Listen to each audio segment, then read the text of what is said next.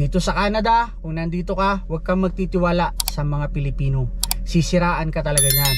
Hindi ka mapi-PR, sisiraan ka sa boss nyo. Hanggang sa ikaw ay ma-deport, mapauwi ng Pilipinas.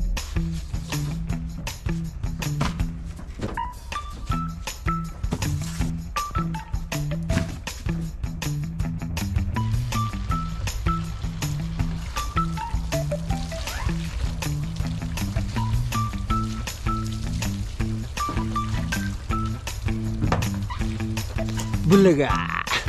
What's up mga boss? What's up mga boss? Check it. What's up mga boss? What's up mga Check it. boss?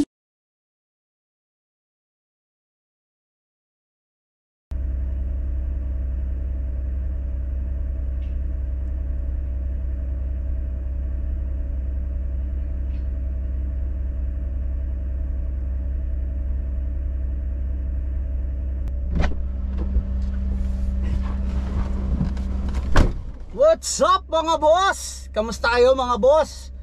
Nawa po kayo ay safe ngayong oras na to mga boss.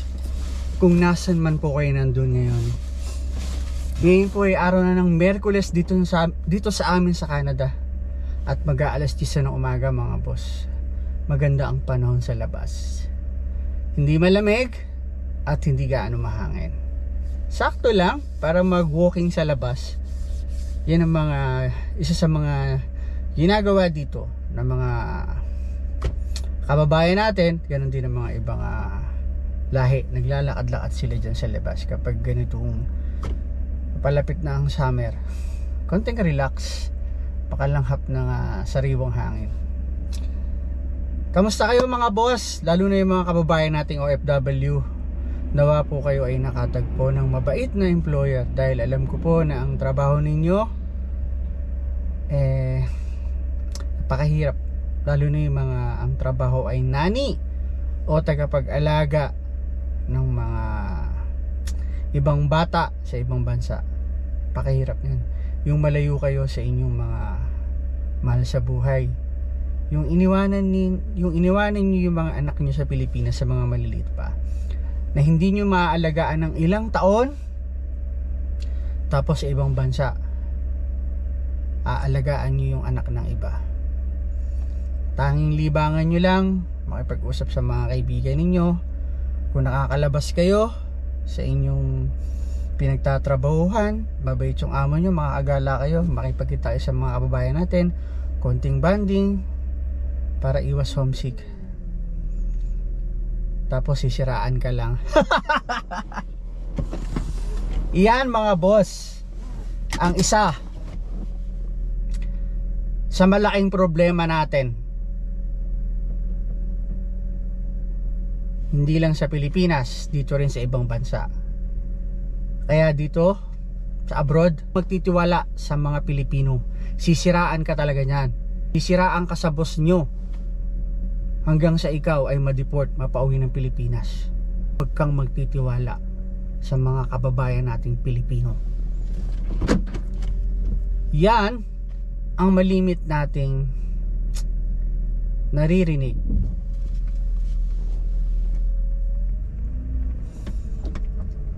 Diba? Dapat ba na pagkatiwalaan ang ating kababayan, lalo na dito sa ibang bansa? Para sa akin, dapat mong pagkatiwalaan.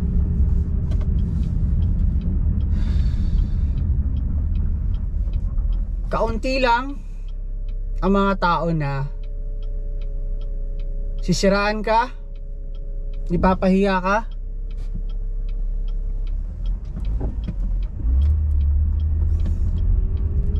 sa amo mo at sa mga ibang tao. Bihira lang yon. Pero sa pangkalahatan, ang mga kababayan natin, napakalaki ng tulong yan sa bawat isa. Una-una sa lahat, kung ikaw ay nasa ibang bansa, wala ang ibang karamay kundi ang iyong mga kaibigan na nandun katrabaho.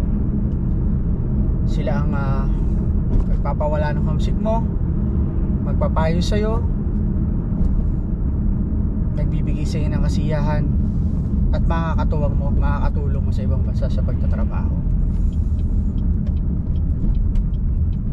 At isa pa, kung ikaw ay nasa Canada, dito sa amin, matuto ka makipagkaibigan sa kapwa natin, lalo na kung ikaw ay bago pa lang. Una sa lahat, bakit ko nasabi yan? Bago ka pa lang, nandyan pa yung darating sa iyo yung homesick. Kung may makakakilala ka dito ng kababayan natin, kahit pa paano mababawasan ang lungkot mo. At bukod doon, kung may mga tanong ka tungkol sa pag-aayos ng papel dito, may tutulong sa'yo ang kabayan natin. I-guide ka nila. Kasi yun din yung na-experience nila dati nung sila ay bago pa lang. May ganun tayong puso, mga boss.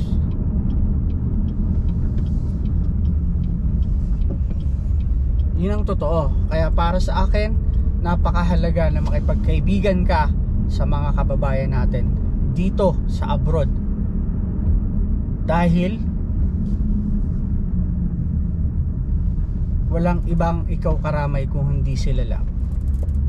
Wala ang pamilya mo. Doon pumapasok yung depression at yung homesick kapag hindi ka kaibigan sa mga kababayan natin.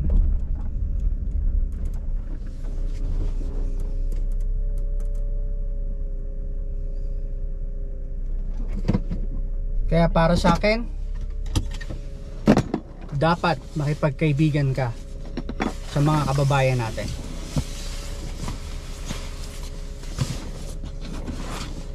Let's go mga boss.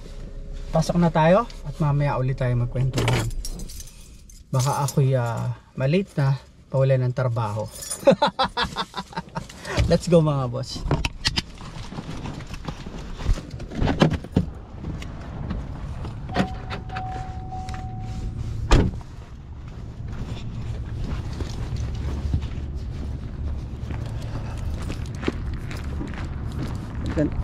Ganda ng panahon mga boss.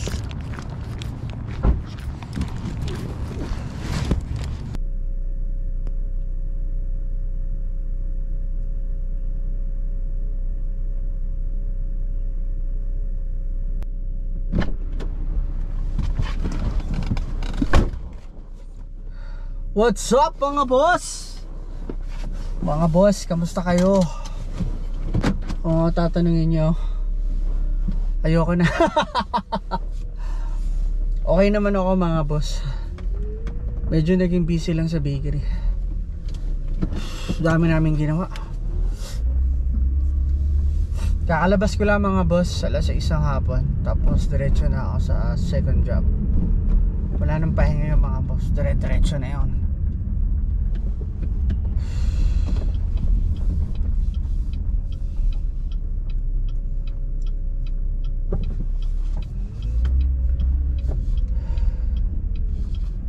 Gutom na rin ako. Doon na lang ako kakain. Basta kapag nakapag-ina ako doon.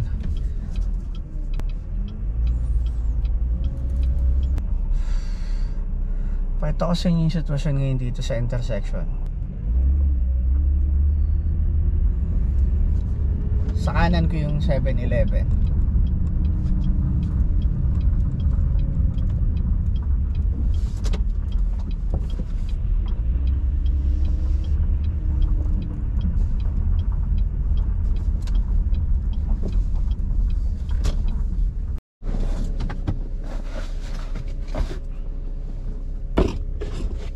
Nakapagpalit na ako mga boss. Diretso na tayo ngayon. Let's go mga boss. Daming dala-dala eh. Parang nagko-construction lang mga boss eh no. Let's go mga boss.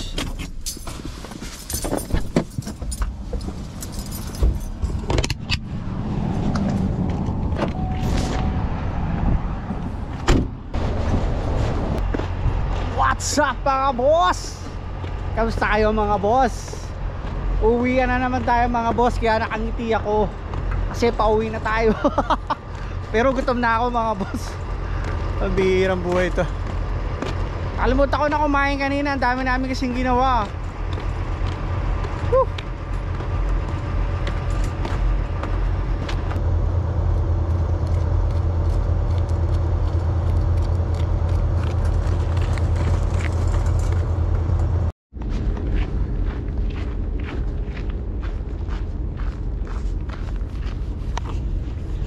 Uwi na tayo mga boss. Tapos na naman ang aking duty. Woo!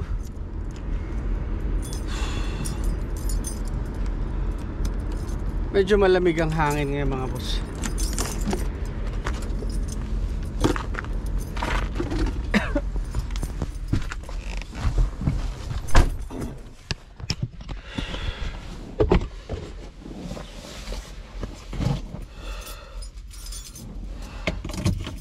Let's go na mga boss.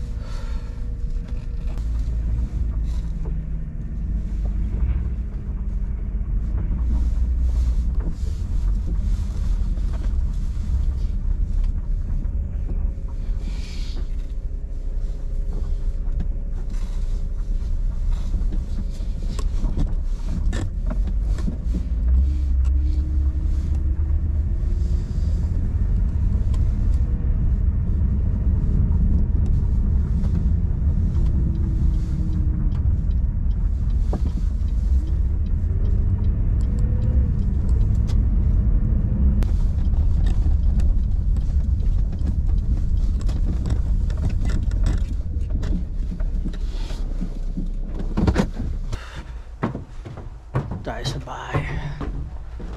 Ako.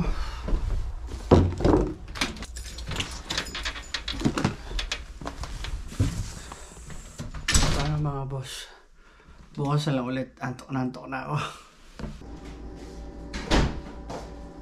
What's up mga boss? Magandang umaga sa inyo mga boss.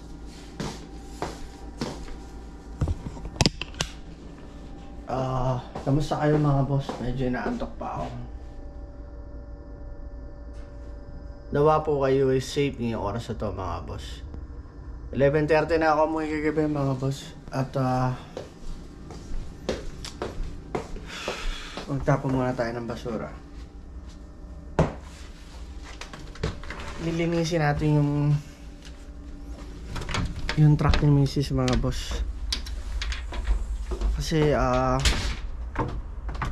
bukas may pupuntahan tayo na napakahalaga sa aming mag-asawa.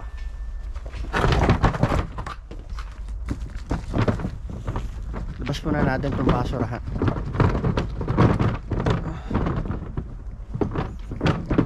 Ang tahimik ng ano ngayon, tahimik ng kalsada.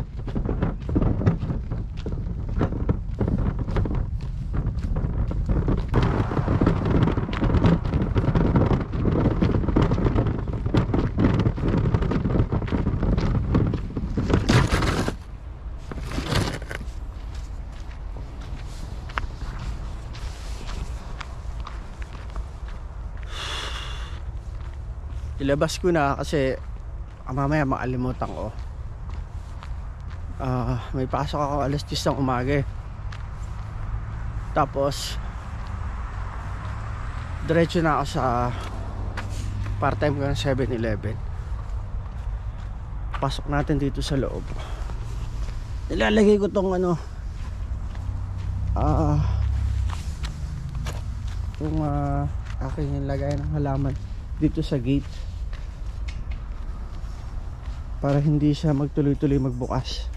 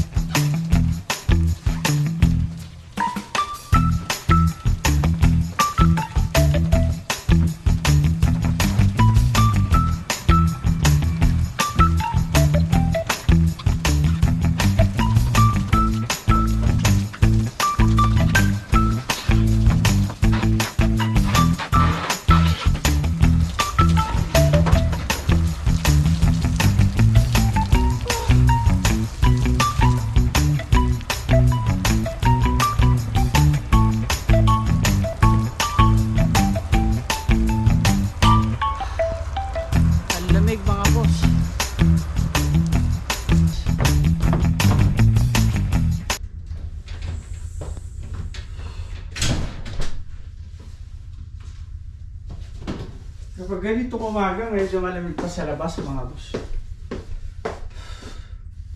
Malamig yung mga daliri ko habang naglilinis ako eh. Maraming salamat po ulit sa inyo mga boss. Sa walang sawa nyo pong panonood sa J Pinoy TV. At sa mga hindi pa po nakapag-subscribe, nawa po ay mag-subscribe na po kayo para makasama ko rin kayo dito sa Canada. At sa mga tao pong nag-subscribe, maraming salamat po. Salamat po sa lahat po nang nag-follow sa akin sa Facebook page ko, ang J Pinoy TV, sa TikTok ko, ang J Pinoy TV, at ang aking YouTube channel, ang J Pinoy TV. Maraming salamat po ulit sa inyo. Mabuhay po tayong lahat at mag-iingat po tayo palagi kahit kumansan po na tayo nandoon. Paalam mga boss, God bless po sa ating lahat.